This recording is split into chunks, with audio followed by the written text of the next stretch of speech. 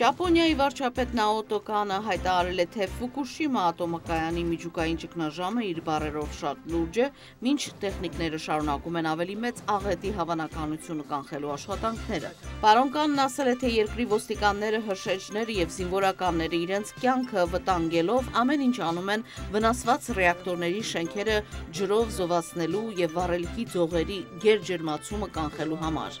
Ճապոնիայի կառավարությունը 7 աշճանի միջազգային սանդղակի վրա միջուկային աղետի ուժգնությունը 4 աստիճանից բարձրացրել է 5-ի։ Փրկության աշխատողները փորձում են նաև էլեկտրական հոսանքի նոր գծեր միացնել երկրաշարժի եւ ցունամիի հետևանքով շարքից դուրս եկած զովացնող համակարգի աշխատանքը վերականգնելու նպատակով։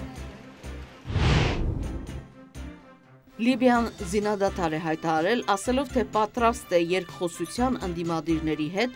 Լիբիայի օդային տարածությունը թռիչքազերծ գոտի հայտարարող ՄԱԿ-ի անվտանգության խորհրդի բանաձևի հաստատումից 1 օր անց։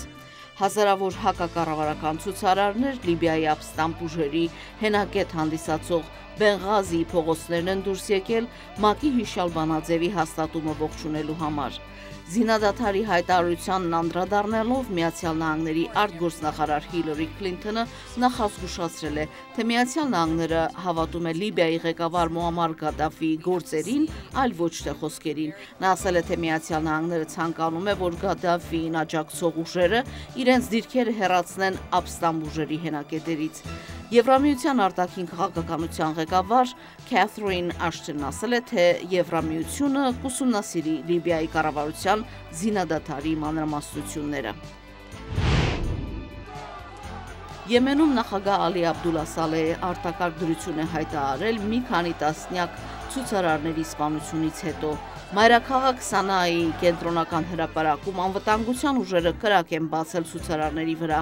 Ըստ նախնական տեղեկությունների սպանվել է 40 եւ վիրավորվել ավելի քան 100 մարդ։ Ականատեսների համաձայն զինյալները կտուրների վրայից կրակել են ցուցարարների վրա, ովքեր կոչ էին անում վերջ դնել նախագահ Սալեհի 32-ամյա իշխանությանը։ Հակակառավարական ցույցեր են բռնկել նաև Եմենի այլ քաղաքներում, ներառյալ Թայիզում եւ Ադենում։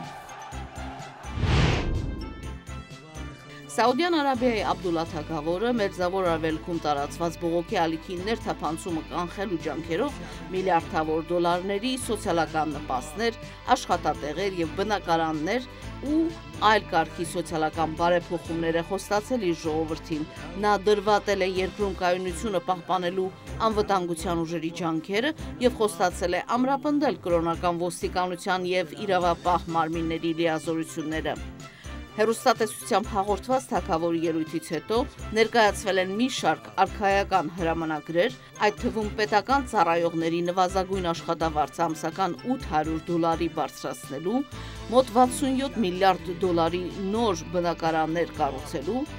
անվտանգության եւ ներքին գործոս նախարարության շարքերում 60,000 նոր աշխատատեղ ստեղծելու մասին։